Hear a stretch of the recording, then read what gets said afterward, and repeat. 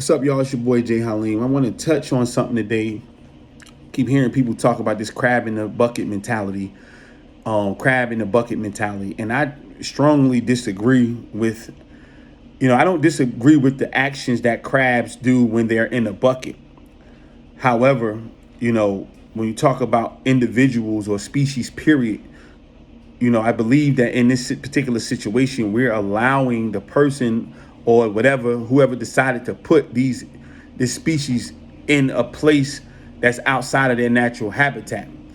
I've never seen a study, and I'm going to go and do my own due diligence after this, and look at how crabs act when they're in the ocean.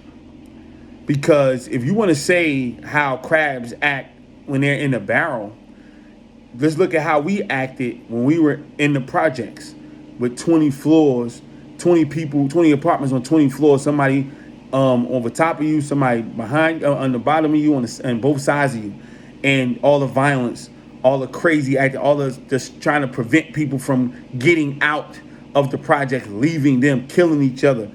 When you're being put in a situation like how the crabs are in the bucket, you are going to act out of character. You're going to act out. You're going to lash out and act ways that you shouldn't be acting.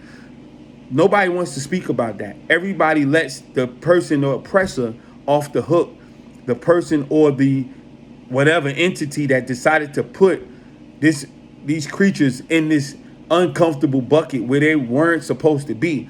And then understand this, they're putting them crabs in the bucket to go to die. They're going to die.